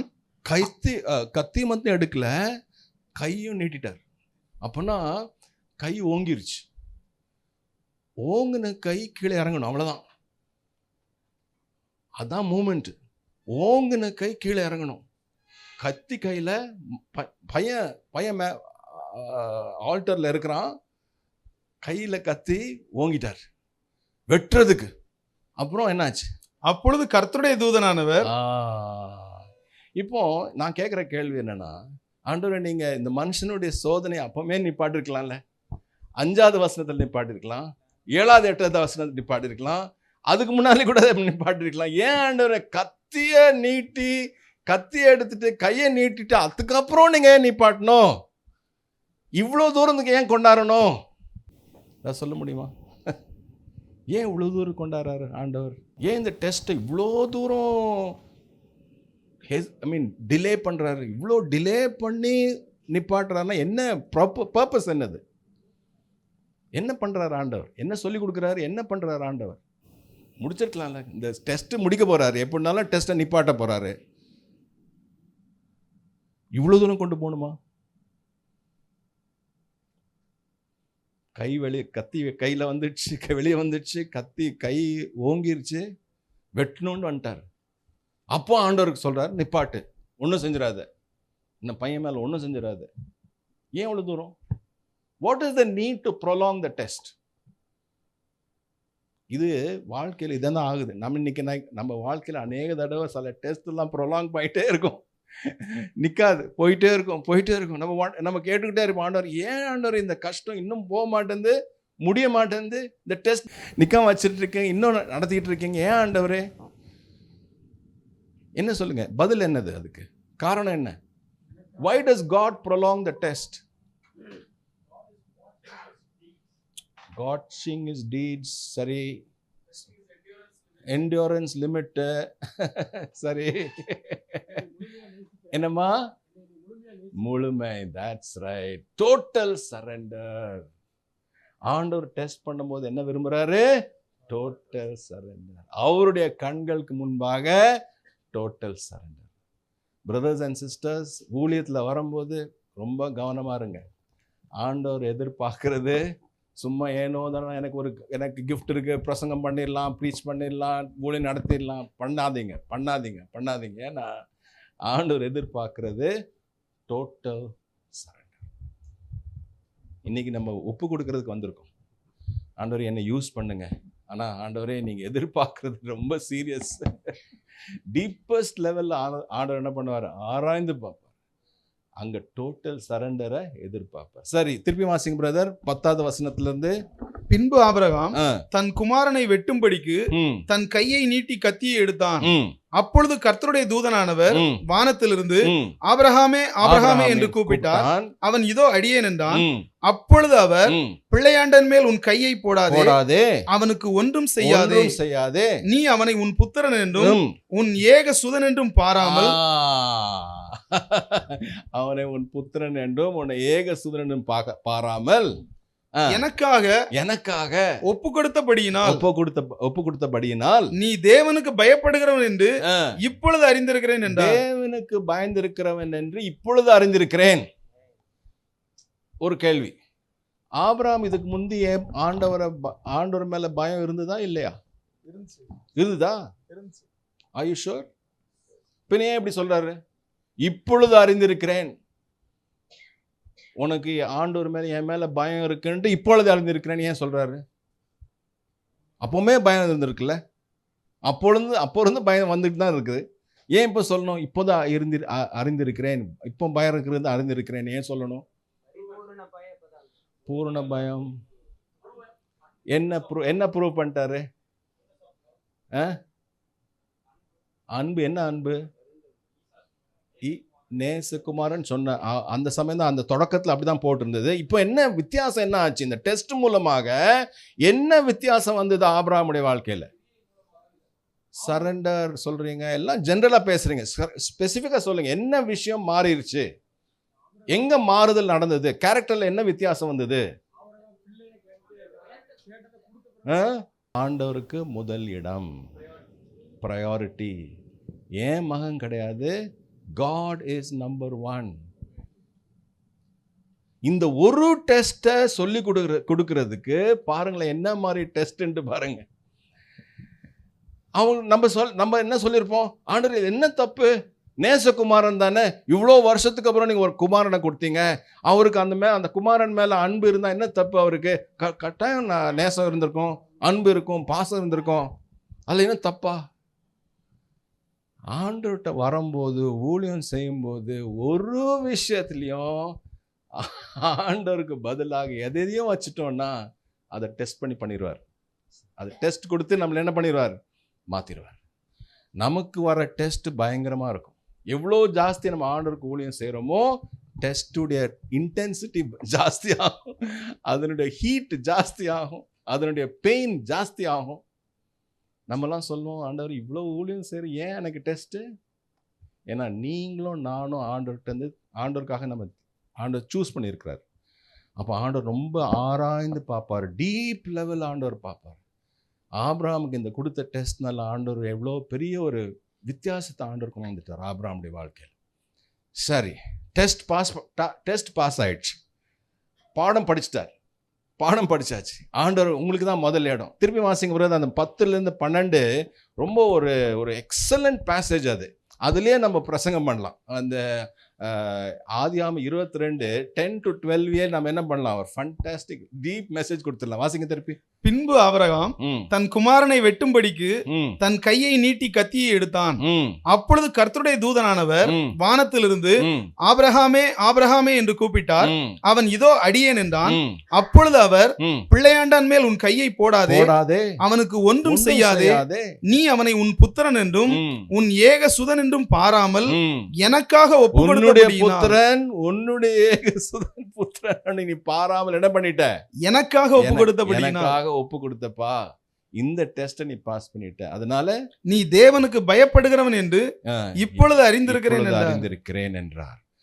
சரி, கதை முடிஞ்சிருச்சா? டெஸ்ட் முடிஞ்சிருச்சா? இல்ல, டெஸ்ட் முடியல.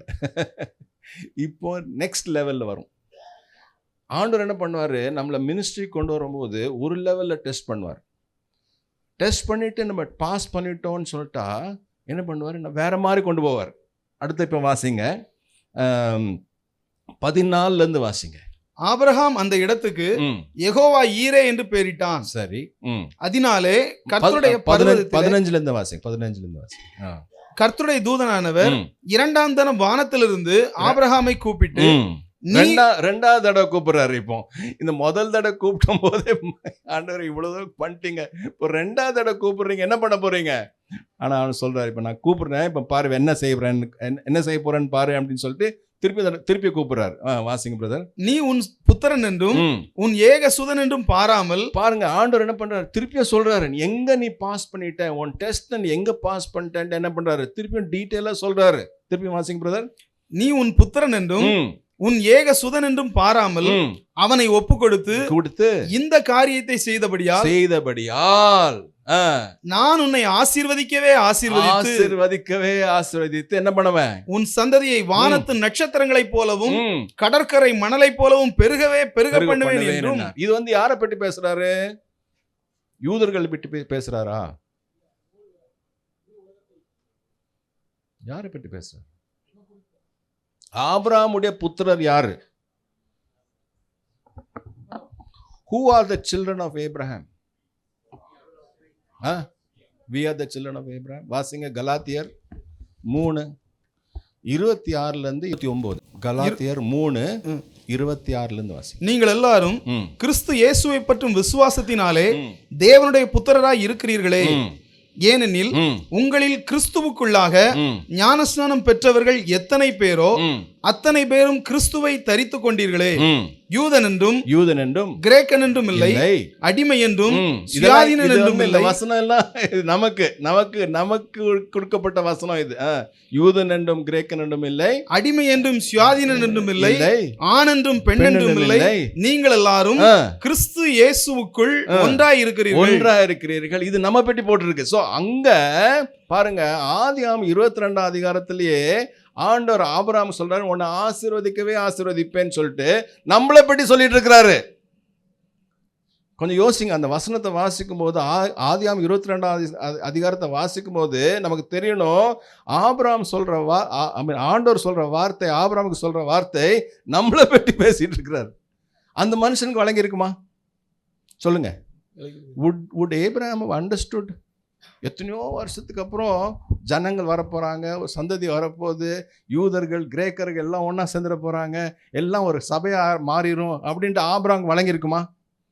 என்ன யோசிங்க சொல்லுங்க. நோ, தேவையில்லை.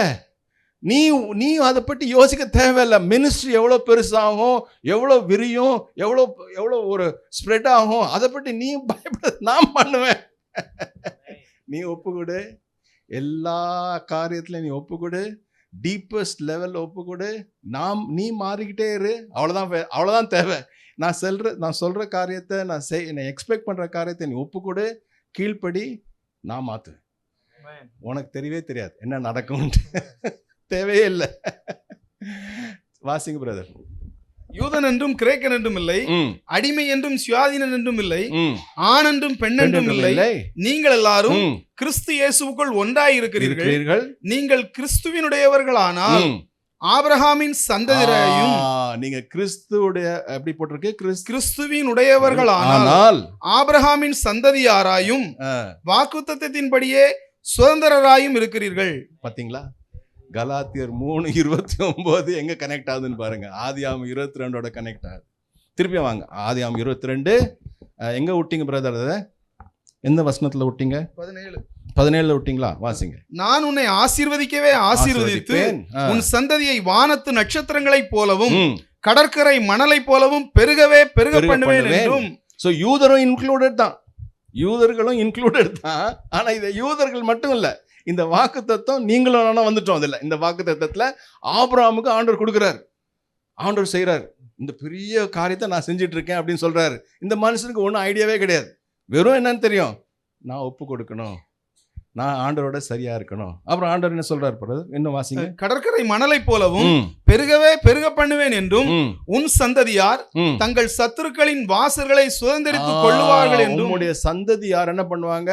தங்கள் சத்துருக்களின் வாசல்களை சுதந்திரித்துக் கொள்வார்கள். உன்னுடைய சந்ததியார் என்ன பண்ணுவாங்க? சத்துருக்களின் வாசல்களை சுதந்திரித்துக் கொள்வார்கள். உன்னுடைய சந்ததியார் சத்துருக்களின் வாசல்களை சுதந்திரித்துக் கொள்வார்கள். வாசல்னா அர்த்தம் என்ன? முதலாவது சத்ருனா யாரு? நம்மளுடைய சத்ரு. Who is our enemy? பிசாசு. நம்மளுடைய சத்துருக்கள் யாரும் கிடையாது. இந்த பாட்டி அந்த பாட்டி அவங்கெல்லாம் நம்மளுடைய சத்துரு கிடையாது. நம்ம சத்துரு ஒருத்தன் தான், அவனும் அவனுடைய ராஜ்யம். வாசிங்க எபேசியர் 6:12. யாரோட நம்ம போராடிட்டு இருக்கோம்? எபேசியர் 6:12 போராட்டம் உண்டு. ஸோ நம்மளுடைய விரோதி, நம்முடைய சத்ரு, அவனுடைய சிஸ்டம், அது அவன் ஒரு ஸ்பிரிட் மட்டும் கிடையாது. அது ஒரு எலாபரேட் ஒரு ஸ்ட்ரக்சர். அதில் டிஃப்ரெண்ட் சிஸ்டம்ஸ் இருக்கும், டிஃப்ரெண்ட் லெவல்ஸ் ஆஃப் அத்தாரிட்டி இருக்கும். இதெல்லாம் சிஸ்டம். இந்த சிஸ்டமுக்கு விரோதமாக நம்மள ஆண்டவர் வச்சிருக்கிறார். நமக்கு ஒரு பர்பஸ் இருக்குது. நம்ம இங்கே இந்த உலகத்தில் இருக்கிறோன்னா அந்த போராட்டத்தில் போராடணும். அதுக்காக ஆபிரகாம் சொல்றாரு, திருப்பி வாசிங்க, அந்த திருப்பி வாங்க. சந்ததியார், உன் சந்ததியார் தங்கள் சத்துருக்களின் வாசல்களை சுதந்தரித்துக் கொள்வார்கள் என்றும். ஆபிரகாம் வழங்கி இருக்குமா தெரியல, ஐ டோன்ட் திங்க் ஸோ. ஆனால் இன்னைக்கு எவ்வளோ ரியலாக இருக்கு பாருங்க. அப்போ நம்மளுடைய மினிஸ்ட்ரி, உங்கள் மினிஸ்ட்ரி இல்லை, உங்களுடைய நீங்கள் பார்க்குற மாதிரி மினிஸ்ட்ரி கிடையாது. உங்கள் மினிஸ்ட்ரியும் என் மினிஸ்ட்ரியும் நம்ம ஆண்டவர்கிட்ட ஒப்பு கொடுக்கும்போது ஆண்டவருடைய காரியங்கள் வித்தியாசமான காரியங்கள். ஆபிரகாமுக்கு வழங்கியிருக்காது என்ன சொல்கிறார் ஆண்டவர்ன்ட்டு. ஆனால் இன்றைக்கி நமக்கு வழங்குது. ஏன்னா இன்றைக்கி நமக்கு போராட்டம். இந்த போராட்டத்துக்காக ஆண்டவர் ஒரு மனுஷனை அப்போ தேர்ந்தெடுத்தார், அவனுடைய வாழ்க்கையை மாற்றார். நம்ம எல்லாரும் ஆபிரகாம் மாதிரி இருக்கிறோம். ஒவ்வொருத்தருடைய வாழ்க்கையை ஆண்டவர் மாற்றிக்கிட்டே இருக்கிறார். ஏன்னா ஒவ்வொருத்தருடைய வாழ்க்கையினுடைய விளைவுகள், அதனுடைய விஸ்தாரம், அதனுடைய கிரேட்னஸ் அண்ட் ஸ்ப்ரெட் நமக்கு அன்இமேஜினபிள். நமக்கு மனசில் வர்றதுக்கு சான்ஸே இல்லை. அவ்வளோ பெருசாக ஆண்டவர் மாத்துறாரு. ஸோ இன்னைக்கு ஆண்டவர் ஒரு போரை, நம்ம போர் செய்கிறதுக்கு நமக்கு ஒரு பொறுப்பை கொடுத்துருக்கிறாரு. இந்த வசனத்தை நம்ம இன்னொரு வசனத்தோட கனெக்ட் பண்ணலாம். மத்தேயு 16:18. மத்தேயு 16:18. மேலும் நான் உனக்கு சொல்லுகிறேன், நீ பேதுருவாய் இருக்கிறாய், இந்த கல்லின் மேல் என் சபையை கட்டுவேன், பாதாளத்தின் வாசல்கள் அதை மேற்கொள்வதில்லை. வாசல் வார்த்தை கேட்டோம்ல, இதே வார்த்தை வாசல் அங்கேயும் வந்தது. ஆதியாகமம் 22 வந்தது இல்லையா? இருந்துதா இல்லையா? வாசல் was it there? சத்துருக்களின் வாசல்களை சுதந்தரித்து, சத்துருக்களின் வாசல்கள். அப்போ இதே வார்த்தை வாசல் எங்கேயும் வருது. வாசல்னு அர்த்தம் என்ன? சத்துருக்களின் வாசல். சபை என்ன பண்ணும்? பாதாளத்தின் வாசல். ஓகே, பாதாளத்தின் வாசல் சபையை மேற்கொள்வதில்லை. ஸோ வாசல்னு அர்த்தம் என்னது? சத்துருக்களின் வாசல், பாதாளத்தின் வாசல். ஸோ வாசல் மீன்ஸ் வாட்? வாசல்னு அர்த்தம் என்னது? நரகத்தின் வழி. ஓகே, வல்லமை, அத்தாரிட்டி. கரெக்ட். பாதாளத்தின் அதிகாரம், அத்தாரிட்டி. சத்துருக்களின் அதிகாரம், அத்தாரிட்டி. யாரை மேற்கொள்வதில்லை? சபையை. சொல்லுங்க, சத்தமா சொல்லுங்க, யாரை மேற்கொள்வதில்லை? திருப்பி சொல்லுங்க, யாரை மேற்கொள்வதில்லை? அதுக்காக ஆபிரகாமை தேர்ந்து கொண்டார். அவனுக்கு ஒரு லெசனை கொடுத்தாரு, டெஸ்ட் பண்ணாரு, அவனை மாத்திட்டு நமக்கு ஒரு பொறுப்பு கொடுக்குறாரு. ஆண்டவருடைய ஞானத்தை பார்க்குறீங்களா? ஆண்டவருடைய பெரிய காரியத்தை பார்க்குறீங்களா? Large plan of God. ஒவ்வொருக்கும், நம்ம எல்லாருக்கும் அந்த பிளான், நமக்கும் ஒவ்வொருத்தருக்கும் அந்த பெரிய பிளான்ல ஒரு இடம் இருக்கு. ஆபிரகாமுக்கு ஒரு இடம் கொடுத்த மாதிரி நமக்கும், நீங்களும் நானும் அந்த பெரிய பிளான்ல நமக்கும் இடம். நம்ம மினிஸ்ட்ரியை சாதாரணமாக யோசிச்சிடக்கூடாது. என்னமோ மினிஸ்ட்ரி பண்றோன்னு யோசிச்சிடாதீங்க. Your plan is part of God's plan. அவருடைய பிளான் எங்கேயோ இருக்கும். நீங்கள் பாட்டுக்கு ஆண்டவர்கிட்ட ஒப்பு கொடுத்து ஆண்டவரே என்னை முழுமையாக நான் சரண்டர் பண்ணுறேன். ஆண்டவர் என்கிட்ட ஒன்றுமே வேண்டாம், எனக்குன்ட்டு ஒன்றுமே தேவையில்லை, முழுமையாக சரண்டர்.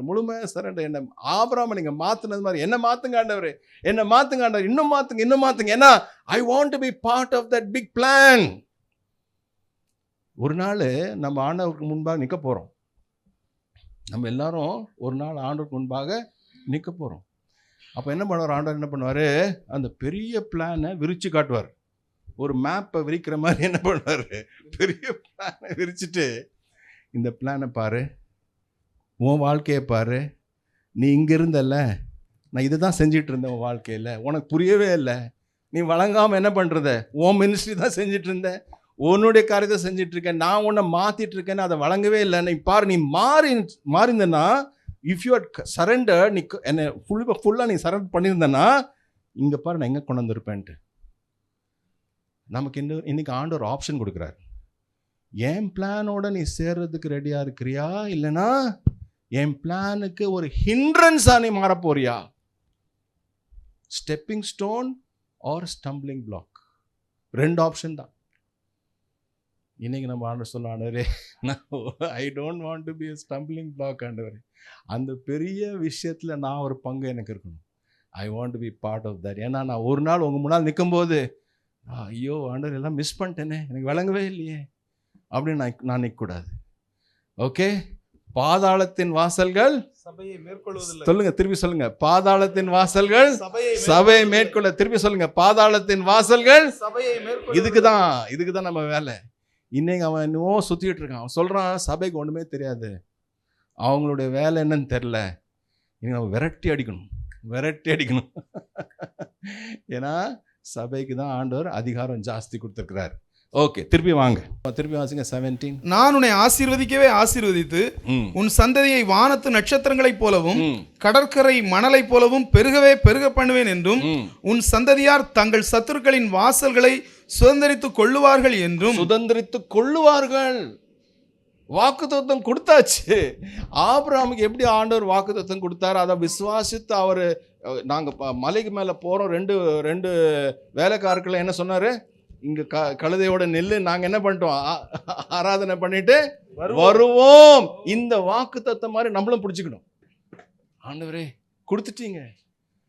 எப்படி போட்டிருக்கு பிரதர் 17th verseல, சத்துருக்களின் வாசல்களை சுதந்தரித்துக் கொள்ளுவார்கள். சுதந்தரித்து கொள்ளுவார்கள். கொடுத்தாச்சு, வாக்குத்தத்தம் கொடுத்தாச்சு. இன்றைக்கு நம்ம வந்து அதை ஏற்றுக்கொள்ளலை, அதை பிடிச்சு கொள்ளலை, அதை நம்ம வாழ்க்கையில் கொண்டு வரலன்னா we are the most foolish people. இப்போ கையில் யாராவது ஒரு செக் கொடுத்துட்டு சைன் போட்டு டேட் போட்டுட்டு அமௌண்ட் கரெக்டாக போட்டுட்டு எல்லாம் கரெக்டு, செக் கையில் வச்சுக்கிட்டு உங்கள்கிட்ட செக் கொடுத்துட்டாங்க, நீங்கள் எல்லாட்டையும் போயிட்டு என்கிட்ட காசே இல்லைன்னா, என்னப்பா கையில் செக் வச்சுருக்கேப்பா, அதுதான் விஷயம். திருப்பி என்ன அந்த வாக்குத்தத்தத்தை பற்றி வாசுங்க பிரதர். நான் உன்னை ஆசீர்வதிக்கவே ஆசீர்வதித்து உன் சந்ததியை வானத்து நட்சத்திரங்களைப் போலவும் கடற்கரை மணலைப் போலவும் பெருகவே பெருக பண்ணுவேன் என்றும் உன் சந்ததியார் தங்கள் சத்துருக்களின் வாசல்களை சுதந்தரித்துக் கொள்ளுவார்கள். ஹல்லேலூயா சொல்றீங்க. ஹல்லேலூயா. சுதந்தரித்துக் கொள்ளுவார்கள்.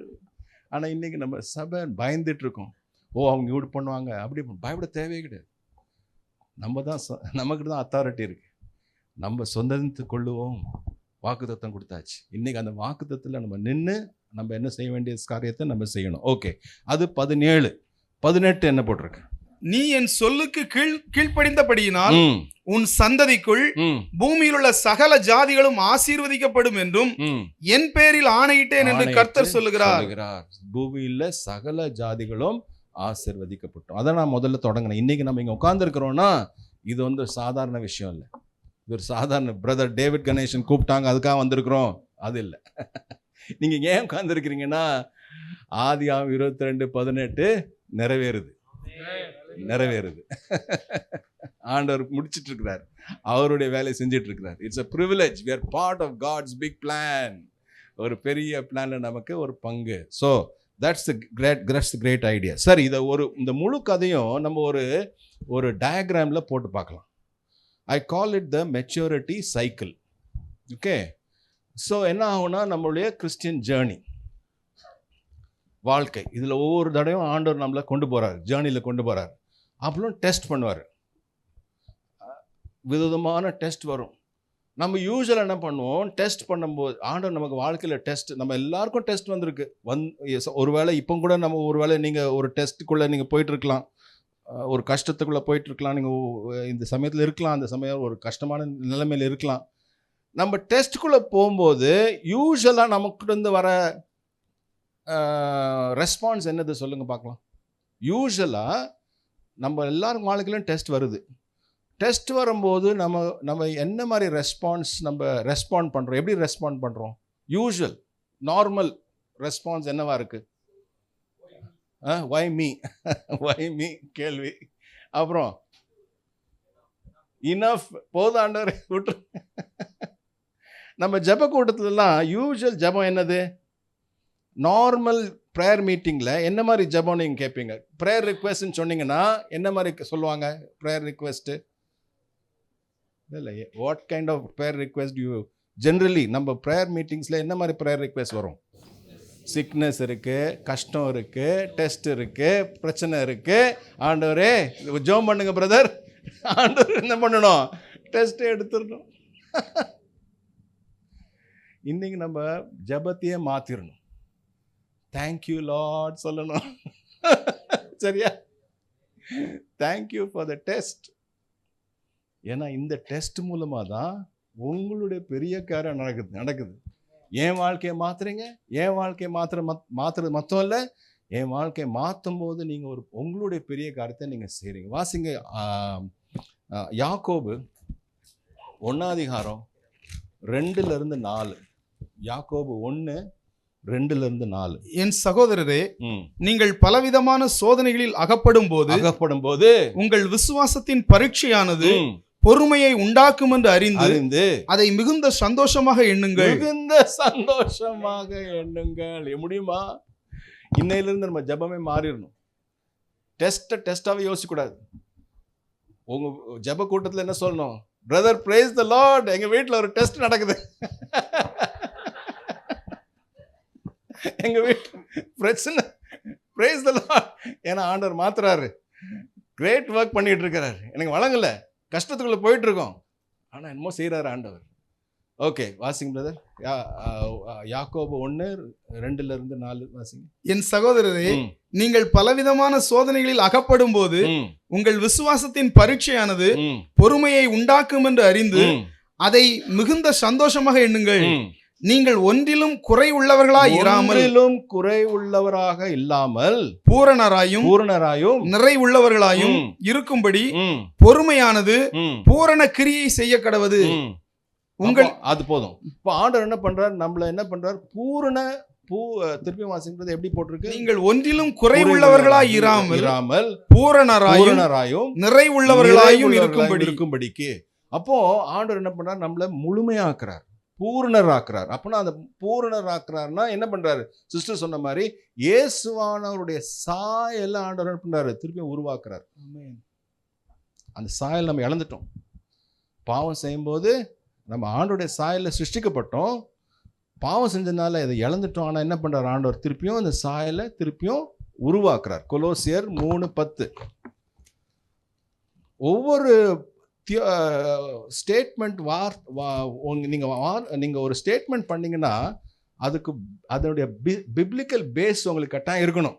பிப்ளிக்கல் பேஸ் இல்லாமல் ஒன்றும் பேசிடாதீங்க. ஓகே, கொலோசியர் 3:10. தன்னை சிருஷ்டித்தவருடைய சாயலுக்கு ஒப்பாய் பூரண அறிவடையும்படி புதிதாக்கப்பட்ட புதிய மனுஷனை தரித்து கொண்டிருக்கிறீர்களே. ஒவ்வொரு நாளும் தரித்து கொண்டு இருக்கணும். ஏன்னா புதிதான மனுஷன் இயேசுவின் சாயல் ஆண்டவர் என்ன பண்றார்? உருவாக்குறார். சரி, அப்போ இதுதான் ஆண்டவர் செய்யற பெரிய காரியம். ஸோ டெஸ்ட் மூலமாக ஆண்டவர் மாத்துறாரு. அப்போ இதை நான் ஏற்றுக்கொள்ளணும். அதுக்கு ஒவ்வொரு டெஸ்ட்டுக்கும் நான் என்ன போட்டிருக்கேன்னா ஒரு மெச்சூரிட்டி க்ரூசிபிள்னு ஒன்று இருக்கும். அந்த சயின்ஸில் கெமிஸ்ட்ரி லேபில் க்ரூசிபிள் வச்சுருப்பாங்க. அதுக்குள்ளே கெமிக்கல்ஸ் போட்டு அதை டெஸ்ட் பண்ணுவாங்க, அதை ஹீட் பண்ணுவாங்க, அப்போ மிக்ஸ் ஆகுறது எப்படி ஆகுதுன்ட்டு. அந்த க்ரூசிபிள் என்னென்னா ஒரு டெஸ்ட்டுக்கு சரௌண்டிங் விஷயங்கள் வரும். சரௌண்டிங் விஷயங்கள் என்னது? குடும்பம் இருக்கலாம், சொந்தக்காரர் இருப்பாங்க, ஃப்ரெண்ட்ஸ் இருப்பாங்க, சர்ச் மெம்பர்ஸ் இருப்பாங்க. அவங்க என்ன சொல்லுவாங்க? ஏங்க நீங்கள் கஷ்டப்படுறீங்க, அவரை பாருங்க, இவரை பாருங்க, கொஞ்சம் ஈஸியாக உங்களுடைய பிரச்சனை என்ன ஆயிரும்? சால்வ் ஆயிரும். ஏன் வேணா கஷ்டப்படுறீங்க? நிறையா பேர் அட்வைஸ் கொடுப்பாங்க. இதான் மெச்சூரிட்டி க்ரூசிபிள். இதை நீங்கள் கேட்டுட்டீங்க, உலகம் போல மாறிடுவீங்க. நீங்கள் சொன்ன ஆண்டவரே நிறைய பேர் அட்வைஸ் கொடுக்குறாங்க, ஆனால் உங்கள் சித்தம் என்ன? இந்த டெஸ்ட்டில் ஆண்டவரை நீங்கள் என்ன வச்சுருக்கீங்க, என்ன பாடம் சொல்லி கொடுக்குறீங்க, இதை எப்படி நாங்கள் இந்த டெஸ்ட்டுக்குள்ளே நாங்கள் எப்படி போகணும், எப்படி இதை ஹேண்டில் பண்ணணும், எப்படி இதுலேருந்து வெளியே வரணும், ஆண்டவரை நீங்கள் காட்டுங்கன்னு சொல்லிட்டு நம்ம என்ன பண்ணணும்? எல்லாத்தையும் ஆண்டவர்கிட்ட கொண்டு போகணும். இவங்க இப்படி சொன்னாங்க, பக்கத்து வீட்டுக்காரங்க இப்படி சொன்னாங்க, நெய்பர்ஸ் இப்படி சொன்னாங்க, ரிலேட்டிவ்ஸ் சொன்னாங்க, சர்ச் பீப்புள் சொன்னாங்க, இப்படி சொன்னாங்க. அவங்க ஸ்பிரிச்சுவல் பீப்புள் அட்வைஸ் கொடுப்பாங்க. அதெல்லாம் கேட்டுட்டு இங்கெங்கே மாறிட்டோம். அந்த டெஸ்ட்டுக்கு மீனிங்கே இருக்காது. இன்றைக்கி நம்ம ஒரு பெரிய டெசிஷன் எடுக்கணும். டெஸ்ட் கட்டாயம் வரும். டெஸ்ட் கட்டாயம் வரும். டெஸ்ட் ரொம்ப முக்கியம்.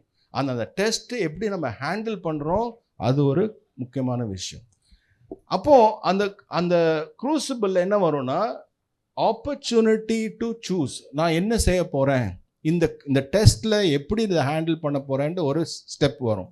அந்த ஸ்டெப்பை நம்ம கவனமாக ஏற்றுக்கொள்ளணும். ஆண்டவரே, இதை எப்படி நான் மேனேஜ் பண்ணணும், என்ன சொல்லி கொடுக்குறீங்க, என்ன இந்த டெஸ்ட் மூலமாக காரியம் என்னது, என்ன பாடம் படித்து கொடுக்குறீங்க அப்படின்னு நம்ம வந்து ஆண்டோட்ட அதை ஒப்பு கொடுத்து நம்ம கேள்வி கேட்கணும். ஆண்டவர் நடத்துவார். அப்போது அங்கே தான் ஆண்டவர் என்ன பண்ணுவார், நமக்கு நீ எப்படி நீ கீழ்ப்படியணும், நீ என்னை வந்து கீழ்ப்படுகிறது வழி என்ன அப்படின்னு ஆண்டவர் காட்டுவார். அப்போ அந்த காட்டும் போது நம்ம அது பிரகாரம் நம்ம வந்து அதை ஏற்றுக்கொள்ளணும். நான் ஒரு சின்ன ஒரு உதாரணம் கொடுக்குறேன் என் வாழ்க்கையிலிருந்து. இந்த கான்செப்டை நம்ம புரிகிறதுக்கு ஜஸ்ட் ஒன் ஸ்மால் எக்ஸாம்பிள். நான் வந்து ஹெகாய் இன்ஸ்டியூட்டை ஜாயின் பண்ணேன். நான் ஒரு கம்பெனியில் வேலை செஞ்சுட்டு இருந்தேன். அந்த கம்பெனியை விட்டுட்டு நான் ஹெகாய் இன்ஸ்டியூட்டை ஜாயின் பண்ணேன். ஹெகாய் இன்ஸ்டியூட் ஜாயின் பண்ண பிறகு என்னுடைய எக்ஸிக்யூட்டிவ் டைரக்டர் வந்து எனக்கு வந்து அடாக் அப்பாயின்ட்மெண்ட் கொடுத்தார். ஃபுல் அப்பாயின்ட்மெண்ட் கொடுக்கல, அடாக் அப்பாயின்ட்மெண்ட் கொடுத்தார். ஸோ நானும் ஏற்றுக்கொண்டுட்டேன், நான் ஜாயின் பண்ணியாச்சு. அப்புறம் எங்களுடைய போர்டு மீட்டிங் நடந்தது, ஹெகாய் இன்ஸ்டியூட்டுடைய போர்டு மீட்டிங். அந்த போர்டு மீட்டிங்கில் என்ன பண்ணுவாங்க, அந்த அடாக் டிசிஷனை ராட்டிஃபை பண்ணணும். அவங்க அஃபிஷியலாக அக்செப்ட் பண்ணி போர்டு ரெசல்யூஷன் பாஸ் பண்ணணும். அப்போ தான் என்னுடைய அப்பாயின்ட்மெண்ட் சரியாகும். ஸோ போர்டு மீட்டிங் நடந்துகிட்ருக்கு. ஸோ என்னுடைய எக்ஸிக்யூட்டிவ் டைரக்டர் சொன்னார், நீ கொஞ்சம் வெளியே உட்காந்துரு, போர்டு மீட்டிங்கில் ரெசல்யூஷன் பாஸ் பண்ண போகிறாங்க, டிசிஷன் எடுக்க போகிறாங்க. அவங்க என்ன எடுக்க போகிறாங்க தெரியாது, அதுக்கப்புறம் we will communicate the decision, கொஞ்சம் வெயிட் பண்ண அப்படின்னு சொன்னார். நான் வெயிட் பண்ணிருந்தேன். திடீர்னு அவர் வெளியே வந்து சொன்னார், போர்டு வந்து ஒரு வித்தியாசமாக நடக்குது, ஒருவேளை ஒன்றை எடுக்க மாட்டாங்க அப்படின்ட்டு அந்த மாதிரி டிஸ்கஷன் போயிட்டுருக்கு. அதனால் ஐ எம் வெரி சாரி, நான் உனக்கு அடாக் அப்பாயின்மெண்ட் கொடுத்தேன், அதனால் என்னை மன்னிச்சிரு அப்படின்ட்டு ஒரு மாதிரி அப்பாலஜெட்டிக்காக பேசினார். நான் சொன்னேன், சார் நீங்கள் பயப்படாதீங்க, ஆண்டவர் ஒரு கதவை ஆண்டவர் மூடினார்னா கட்டாயம் இன்னொரு கதவை திறந்துடுவார். அதனால் எனக்கு பயமே கிடையாது, நீங்கள் யூ டோன்ட் வரி அப்படின்ட்டு. நான் உட்காந்து கேட்டுட்ருக்கேன். ஆண்டவர் என்னோட பேசுகிறார், நீ பயப்படாத, ஐ வில் கைட் யூ. பாருங்கள், ஒவ்வொரு டெஸ்ட்லேயும் ஆண்டவர் நம்ம ஆண்டவர்கிட்ட பார்த்துட்டே இருக்கும்போது அந்த சமயத்தில் ஆண்டவர் அழகாக நடத்துடுவார். ஒருவேளை நான் இப்போ திரும்பி அந்த சமயத்தை யோசித்து பார்த்தா, ஒருவேளை I would have got really frightened, பயந்துருப்பேன், கஷ்டப்பட்டு இருப்பேன், அநேக விதமான ஒரு பிரச்சனை வந்திருக்கலாம். ஆனால் ஆண்டவர் ஒரு சமாதானத்தை கொடுத்தார். நீ பயப்படாத, என் மேலே நீ நம்பிக்கையாரு. திடீர்னு ஒரு 5-10 நிமிஷத்துக்கு கழிச்சு என்னை போர்டில் கூப்பிட்டாங்க, போர்டு மீட்டிங்குள்ளே கூப்பிட்டாங்க, போர்டு ரூம்குள்ளே கூப்பிட்டு சொன்னாங்க, நாங்கள் உன்னை அப்பாயிண்ட் பண்ணுறோம். எனக்கு வழங்க இது எப்படி மாறுச்சு, எப்படி இந்த போர்டு டிஸ்கஷன் வேறு மாதிரி போயிட்டு இருந்த போர்டு டிஸ்கஷன் எப்படி மாறுச்சு, எனக்கு இது வரைக்கும் எனக்கு தெரியாது. ஆனால் ஆண்டவர் மாற்றினார். அதனால் நான் என்ன சொல்ல வரேன்னா, ஒவ்வொரு டெஸ்ட்லேயும் அந்த சாய்ஸ் டிசிஷன் ஆப்பர்ச்சுனிட்டி வரும். எப்படி நம்ம ஆண்டவர் கீழ்ப்படியணும்னு நமக்கு அந்த சமயத்தில் ஆண்டவர் காட்டுவார், பரிசுத்தாவியார் காட்டுவார். அது பிரகாரம் நம்ம நடக்கணும். அங்கே தான் மெச்சூரிட்டி நடக்கும். அங்கே தான் நம்மளுடைய ஸ்பிரிச்சுவல் க்ரோத், எப்படி ஆண்டவர் நம்மளை உருவாக்குறார், அவருடைய சாயலுக்கு பிரகாரம் உருவாக்குறார், அந்த டெவலப்மெண்ட் நடக்கும், மெச்சூரிட்டி நடக்கும். அது நம்மளே பார்க்க முடியும். எப்படி ஆண்டவர் நான் எப்படி இருந்தேன், இந்த டெஸ்ட்டுக்கு முன்பாக நான் எப்படி இருந்தேன், டெஸ்ட்டுக்கு அப்புறம் எப்படி நான் மாறிட்டேன், என் வாழ்க்கை எப்படி மாறிச்சுன்னு நமக்கே பார்க்க முடியும். அந்த மாதிரி ஆண்டவர் அழகாக நம்ம வாழ்க்கையை மாற்றுவார். அது பிறகு அதுக்கு வந்து இந்த லெவலில் ஆண்டவர் என்ன பண்ணுறாரு, நெக்ஸ்ட் லெவல் கொண்டு போகிறார். நம்மளுடைய இன்ஃப்ளூயன்ஸை பெரிதாக்குவார், வைடனிங் ஆஃப் இன்ஃப்ளூயன்ஸ். அப்புறம் நம்ம மினிஸ்ட்ரி அதிகப்படுத்துவார். இது நமக்கே ஆச்சரியமாக இருக்கும், எப்படி ஆண்டவர் இங்கே கொண்டு போனீங்க, இவ்வளோ பீப்புளுக்கு எனக்கு ரீச் அவுட் பண்ணுறதுக்கு எனக்கு ஒரு ஆப்பர்ச்சுனிட்டியை கொடுத்தீங்க, இது என்னால் செஞ்சுருக்கவே முடியாது. அது என்ன ஆகுதுன்னா, அந்த மெச்சூரிட்டி ஆக ஆண்டவர் என்ன பண்ணுவார், நம்மளுடைய இன்ஃப்ளூயன்ஸை வைடன் பண்ணுவார். அடுத்த லெவல் என்னென்னா, அவருடைய பிளானில் சேர்த்துருவார். Participate in God's grand story, அவருடைய பெரிய கதையில் நம்மளை சேர்த்துருவார். இதுதான் மெச்சூரிட்டி சைக்கிள். இந்த சைக்கிளில் நம்ம எப்பொழுதும் நம்ம இருந்துக்கிட்டே இருக்கணும். கண்டினியூஸ் அந்த சைக்கிளில் நம்ம வளர்ந்துக்கிட்டே இருக்கணும். அப்போ வளர ஆண்டவர் என்ன பண்ணுவார், அவர் செய்கிற காரியத்தை நம்ம மூலமாக செஞ்சுக்கிட்டே இருப்பார். ஒரு நாள் சில சமயம் என்ன பண்ணுவார், ஒரு கிளிம்ஸ் கொடுப்பாரு, ஒரு சின்ன கிளிம்ஸ் கொடுப்பாரு. அவருடைய பெரிய காரியத்தை ஃபுல்லாக காட்ட மாட்டார், அவர் ஃபுல்லாக காட்டிட்டாருன்னா நம்ம நிற்க முடியாது. ஆனால் கொஞ்சம் சின்ன கிளிம்ஸு கொடுத்து சொல்லுவார், இதுதான் நான் செய்ய போகிறேன், நான் செய்கிற பெரிய காரியம், இதில் உனக்கு ஒரு சின்ன பங்கு இருக்குது அப்படின்னு சொல்லுவார். அப்போ நம்ம பார்க்கும்போது நமக்கு நம்ம என்ன பண்ணுவோம், ஆண்டவருக்கு அப்படியே விழுந்து ஆண்டவரை ஸ்தோத்திரிப்போம், நன்றி சொல்லுவோம். Thank you Lord, thank you. நான் ஒன்றுமே கிடையாது, ஆனாலும் என்னை எடுத்து நீங்கள் உபயோகிக்கிறீங்க. ஸோ இது நம்ம இந்த பிரின்சிபலோடு நம்ம மினிஸ்ட்ரி செஞ்சோன்னா உண்மையாகவே நம்மளுடைய வாழ்க்கை ஆண்டவருக்கு பிரகாரமாக இருக்கும். அது மட்டும் இல்லை, நம்ம செய்கிற ஊழியம் ஒவ்வொரு தடையும் நம்மளுடைய இம்பேக்ட் நம்ம பார்க்க முடியும். ஆண்டவர் காட்டுவார் எவ்வளோ லைஃப்ஸை நம்ம டச் பண்ண முடியுது அப்படின்ட்டு காட்டுவார். ஸோ இதோட நான் என்னுடைய மெசேஜை நான் நிப்பாட்ட விரும்புகிறேன். ஜெபம் பண்ணிடலாம். ஆண்டவரே, நன்றி சொல்லுகிறோம். இந்த பாடத்தை நாங்கள் படித்ததுக்கு, ஆபிரகாமுடைய வாழ்க்கையின் மூலமாக படித்த பாடத்துக்காக நன்றி சொல்லுகிறோம். ஆண்டவரே, இது மூலமாக ஆண்டவரே நீங்கள் எங்களுக்கு சொல்லிக் கொடுத்த விஷயங்கள், மினிஸ்ட்ரினா என்னது ஆண்டவரே, உங்களுடைய பெரிய காரியங்கள் எவ்வளோ பெருசு ஆண்டவரே, அதில் எங்களுக்கு ஒரு பங்கு கொடுத்துருக்கீங்க, அதுக்காக நன்றி சொல்லுகிறோம். எங்களை முழுமையாக ஒப்புக் கொடுக்குறோம் ஆண்டவரே. இன்னும் செய்யுங்க, இன்னும் அதிகமாக செய்யுங்க ஆண்டவரே. நாங்கள் இன்னும் அதிகமாக இதை வளர்கிறதுக்கு நாங்கள் முழுமையாக ஒப்புக் கொடுக்குறோம். We thank you Lord. நன்றி சொல்லுகிறோம் ஆண்டவரே. இயேசு கிறிஸ்து நாமத்தில் ஜெபிக்கிறோம் நல்ல பிதாவே. ஆமென்.